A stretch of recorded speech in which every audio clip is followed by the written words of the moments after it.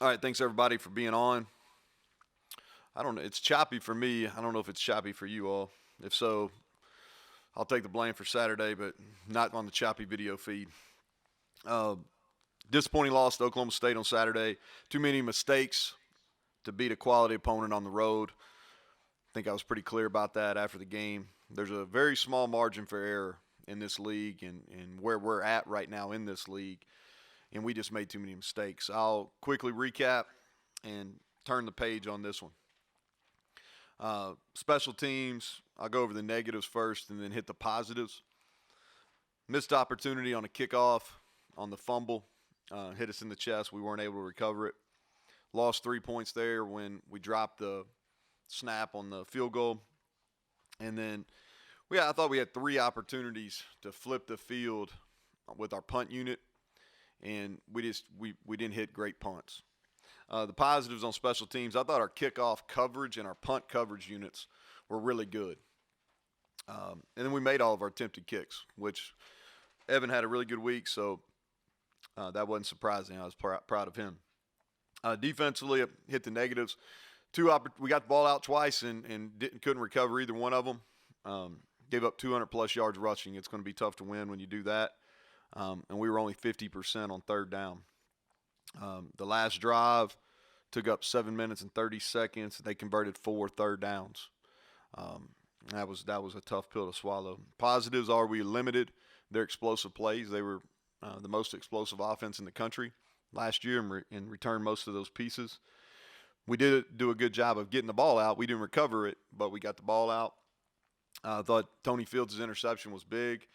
And then we did a much better job from week 1 getting 11 hats to the football. Some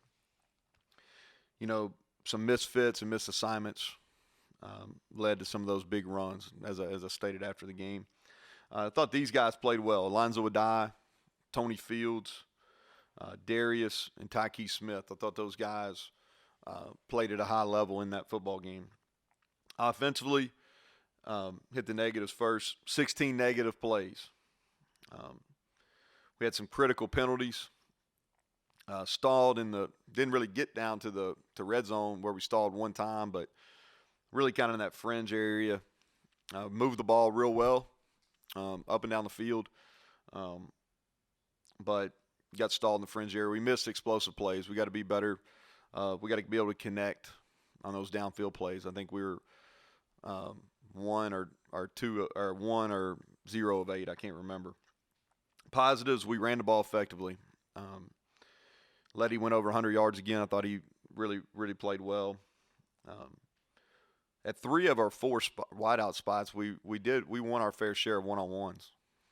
Didn't always look like it on TV, I'm sure, but we won some one-on-ones. And I already talked about we moved the ball well in the open field. I thought these guys played well. Letty, I already talked about. Really good job after contact. Winston Wright, well over 100 yards. Huge play. I thought up front, Mike Brown and Chase Barrett played really well. Probably Mike's best game, back-to-back games. He's played well, and Chase did a really nice job in his first game of the year. And then Mike O'Loughlin, I thought he did some nice things blocking at the tight end position. Kind of wrap up this game. We got to learn from it and move on. It's not the outcome we wanted. Thought that we had some opportunities to win the game, and we didn't do it. So we got to continue to get better. Not only players, coaches-wise, we got to get better and learn from it and move on. Kind of turn the page here to Baylor. It's glad to be getting home. Kind of sad that we're not going to have fans. Glad that we are going to have fans for the Kansas game and moving forward. Hopefully, opportunity to play on national television again. Chance of redemption on national television. I think we have the same crew. Baylor was impressive in week 1 versus Kansas. Really dominated that game.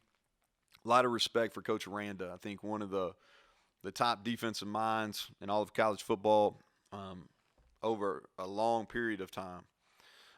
Obviously coming off a national championship last year, and he's put together a great staff. 2 former head coaches as his coordinators. 2 really successful head coaches as his coordinators. And I talked about this last year, is when you turn on Baylor's tape, they're a tough, physical team that runs very well, and you can tell that they have a really good culture there um, that Matt Rule built, and then Coach Rand and his staff can continue to maintain. Kind of a preview here: special teams. Their coordinator is Matt Pallage. We work together at Kentucky. He does a really nice job. He was at Lafayette the last 2 years and really helped them help Billy Napier turn that program around. Um, they had an explosive returner in Ebner, who's a running back. He took 2 kickoff returns for touchdowns last week. Very seldom do you see that in one game. That's impressive. Um, their specialists are good. Made a 47-yard field goal, and across their coverage units, athletes that run really well. And like I said, they play extremely hard on special teams, and you can tell that's part of the culture that's ingrained there. Defensively, Ron Roberts, their defense coordinator, really successful head coach. He was at Lafayette as well, help Billy get that program going. I think they've won 10-plus games 2 years in a row there, and they're still undefeated. But really a sound defensive mind. They're aggressive, played a lot of guys up front, and caused some problems for Kansas. Their linebacker, number 2, the Bernard kid, he made about every play against us last year. He really runs well. And then what they call their star position, number 8. I thought he played really well in the opener too. And they've got a group in the secondary that's played a lot of football, especially at corner. Offensively, coordinators Larry Fedora, really successful head coach at Southern Miss and then at North Carolina. A lot of respect for him. They play really fast. I think the O-line, after one game, looked much improved. Charlie Brewer's their quarterback. He's a winner. Got asked about him yesterday, and that's about as good a compliment as I can give. He's a winner, and he's won at every level. Comes from a winning family. They got special talent at running back, and then they really can run on the outside. And I expect them to try to get those guys involved early in the game. So wrapping up here, and I'll take questions. Looking forward to this. Looking forward to the preparation this week. I think it's going to say a lot about our team, how we prepare. We had a good day yesterday, and work days on Tuesday and Wednesday. So with that, I'll take questions. First question today will be from Greg Hunter. Go ahead, Greg. So, Neal, start with the bad in terms of penalties. Not something you guys had a lot last year. Your numbers weren't bad at all, but obviously a problem this Saturday. So is it something you harp on, or is that just exacerbate the problem, or how do you correct that area? Well, I didn't necessarily agree with all of them. But the procedure penalties and the non-aggressive penalties, those got to be eliminated because they kill yourself. And then the selfish penalties, Lady had one after the whistle had blown. We got to eliminate those. The aggressive penalties, you got to be careful with. The holding penalties, there's going to be some of those. You just continue to stress technique. But where we're at right now as a program, we cannot beat ourselves, whether that's turnovers, whether it's missed assignments, penalties. We can't do that. And so we've got to get better at it. And really speaking, Greg, on those non-aggressive penalties. Coach, we have a question sent in from John Raby, and you mentioned it earlier, Ebner, their kick returner. After seeing what he did last week, how difficult is that to defend? Well, I mean, we're going to have to – our kickoff cover team, we think, has been a strength of ours here for the last 2 years. Thought they did a really nice job last week. Didn't do a very good job week 1, and I'm sure they're licking their chops a little bit because Eastern Kentucky ran one back for a touchdown and got called back due to a penalty. But it's a great challenge for us, and we've got several starters that run down on the kickoff, and our mentality is it's the first play of our defensive series. So he did a tremendous job, really kind of went against the grain. Looked like he kind of cut both of them back to the field. They had a boundary return called, and then he's fast and elusive. Next question will be from Cody Nesper. Go ahead, Cody. Hey, Neal. You talked about Dave Aranda, but with him in the league now, that's 5 first or second year head coaches. And I was just wondering, with that many new coaches in the league, do you think there's a possibility that as you 5 continue to grow and develop your programs, that we could really see the league change in the coming years? Well, I think the league has already changed a great deal. I think the defenses, and I think we've talked about this in these press conferences some in the past, but I think the defenses and the special teams play. This is still a really innovative league offensively, and it's a league in certain games you're going to have to score a lot of points to win. But I think the defenses have really innovated as well, and then special teams play has gotten significantly better, in my opinion. And there's really good coaches here from top to bottom. You look at what Dave's done throughout his career, defensive numbers that he's put up, and in a really tough physical league in the SEC, and the same in the Big Ten. And then Ron Roberts, he's a guy that probably not a lot of people, maybe in our market, know his name, but I can tell you in the coaching profession, extremely well thought of. Especially in the Southeast. Head coach at Delta State in Southeast Louisiana, and did a phenomenal job. And really high, it doesn't get talked about, but he actually hired Coach Aranda as the defense coordinator there at Delta State, and the AD we had at Troy came in, and he spoke very highly of both of those guys. Jeremy McClain. Coach, another question sent in to us. This one from Bob Herzl. You seem like the type of person that you don't take losses home with you. How do you manage that, and how does your family kind of support you after those moments, and then how important is it for a loss to not get to you? Nah, Dax didn't miss any blocks. He didn't. Ainsley didn't make any bad play calls, so I'm not taking it home. My 12-year-old critiques everything. So Adeline, she's got some good advice, but nah, you can't take them home. It's part of it. If you're in this business, you're going to lose some tough ones. That was a tough one. Maybe as tough as we've had here, honestly. But no, we don't take them home. Flip the page, move on. But I don't think it's fair to your family if you take them home. Next question from Michael Sussman. Go ahead, Michael. Now that you've had some time to watch the film and assess the play of the offensive line, how do you think they did as a unit and individually? Well, mixed bag. I thought at times, in the interior three, we did some really nice things, created some movement. Short yardage wise, we were successful. At tackle, we've got to get better. Those guys haven't played a lot of football. We got compressed, lost some one-on-ones. And so I think it was a mixed bag. I do think we're improved from last year. We got to do a better job staff-wise, myself mainly, not putting our quarterback in a position to get hit. He's got to do a better job getting rid of the ball and throwing the ball from the location in the pocket he's supposed to, which he'll get corrected. Next up is Kevin Kinder. Go ahead, Kevin. Coach, you mentioned correcting some of the mistakes, and obviously there's an on-field component to that.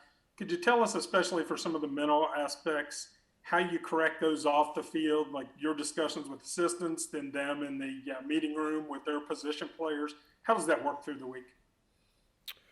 Yeah, so basically what we do is, as a staff, we watch the game. If it's an away game, we got time on the way home, so we watch it then, and then you may have a minute to kind of give them a pointer as we get off the plane. Most of the time, we'll put the comments in our computer system, and they're able to see them on Sunday. We can't meet with them, but they're able to see it on Sunday. And then we watch the game with them on Monday mornings and go over the positives and the negatives. And, the learning point for this, team-wise, individual players are, why the details matter, how small the margin is between winning and losing.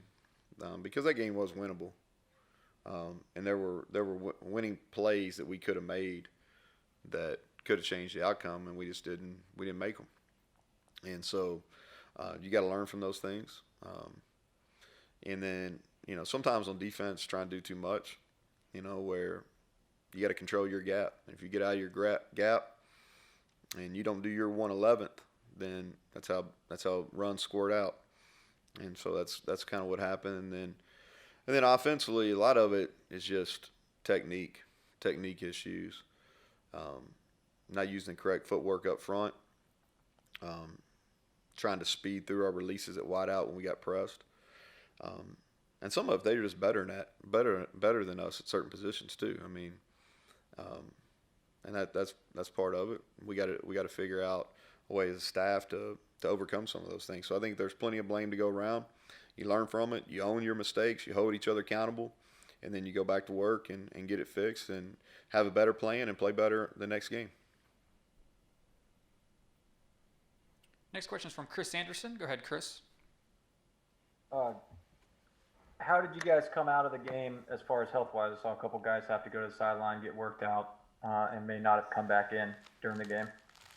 Yeah, first of all, I thought from a physical conditioning-wise, I thought we really did a nice job. Offensively, we were on the field 90-plus snaps, and I thought our guys did especially our big guys, did a nice job of. I don't think fatigue was a factor in the game. So I guess what I'm trying to say.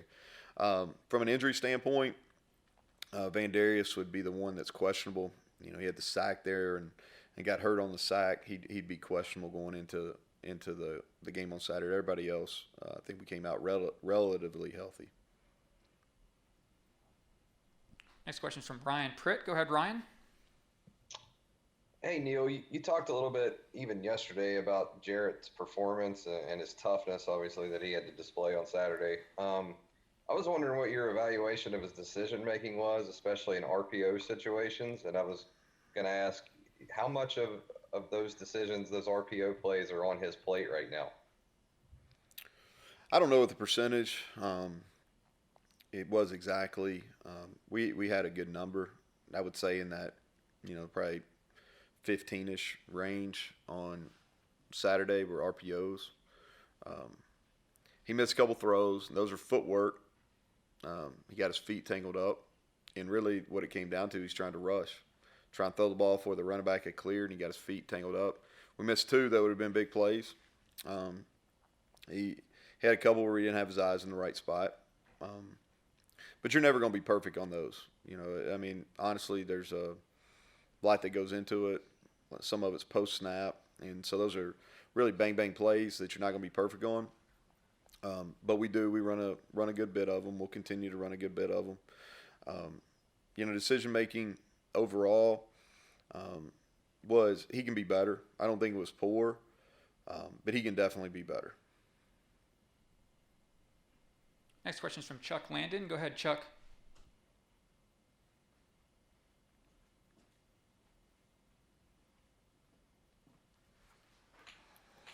Go ahead, Chuck. Yeah, it says Chuck's muted right there on the screen.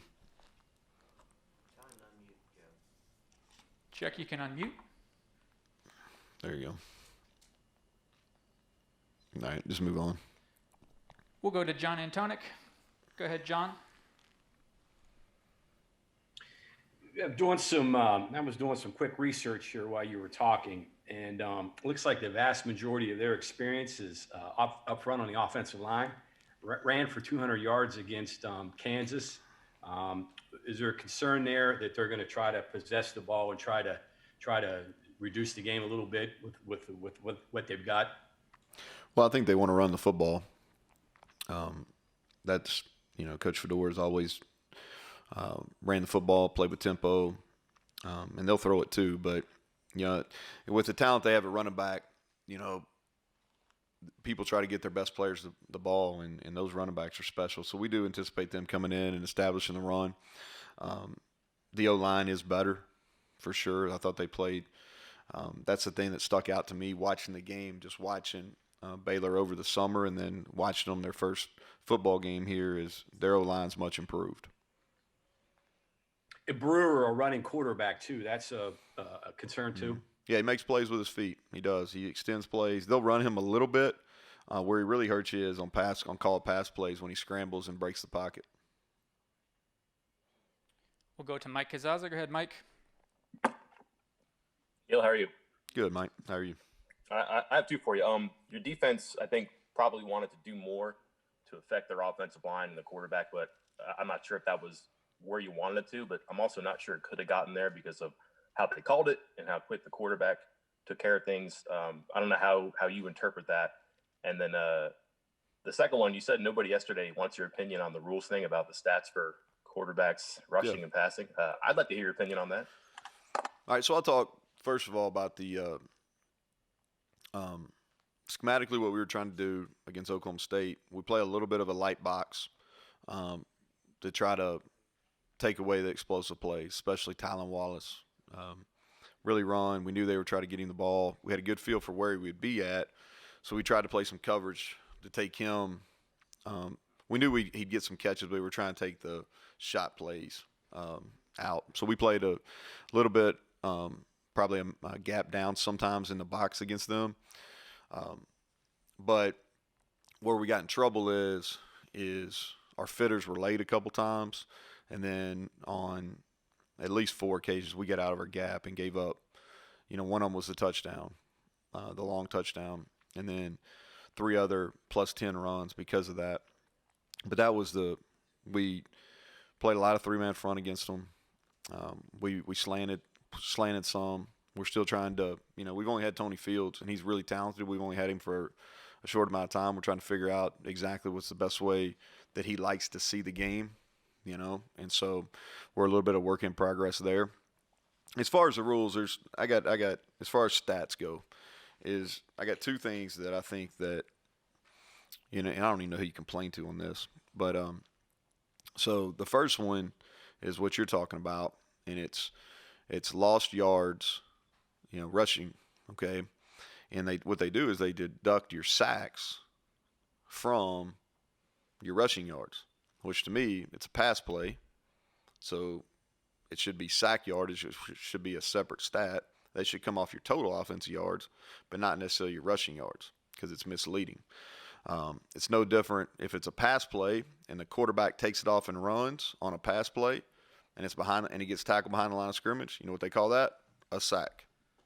Even though it's really, you know what I mean? Like, it comes off, it doesn't. But anyway, so in my opinion, all right, you run the football for 131 yards. I think is what we ran it for. The sack yardage shouldn't come out. If you have a run play and you get tackled for -2, that's a tackle for a loss. That comes off your rushing yards. My other pet peeve statistically is a ball's completed, all right, or it's a really good throw. Let's say the ball's caught, tipped up, defender catches it, all right, or it's a ball that goes right through an eligible receiver's hands into a defensive back's. In my opinion, that should be something other than an interception that goes on the quarterback stats, because that interception wasn't necessarily his fault, so it shouldn't show up in his individual stats. So that's my thoughts on 2 of the stats. Have time for 2 more questions here. We'll go to Greg Hunter. Go ahead, Greg. Coach, personnel question on guys who didn't play. Sam Brown, I don't think got any snaps Saturday, and then Sean Martin. I know you said he was contact traced the first game, but I don't know if he made the trip. So Sean Martin did not make the trip. Yesterday was his first practice back. He got cleared on Friday. Came out of contact tracing. On Friday, so he's back and getting back in the mix this week. And then Sam Brown was just coach's decision. And Chuck, we'll go back to you to try it again. All right. Hey, Neal, during the post game, you were out. How do you fix that? I didn't hear the question, Chuck. I'm sorry, broke up. How do you fix the 4 fumble problem? How do you fix that you didn't recover any? Well, the one on kickoff you can practice, because we got to it. We were the first ones to get to it, and then it hit off our chest. So we worked that. We do a takeaway circuit every single day we practice, and we worked that. So the other 2 we didn't get to. They were on the ground, and their offensive linemen, it was right at their feet, and they fell on both of them. So there's not much you can do. I believe if you strain, and I think if you continue to do the right things over and over, that ball will bounce your way a little bit. And so I think that's what we got to do. We got to strain and prepare better, and if we do those things, then I think that ball will bounce to us.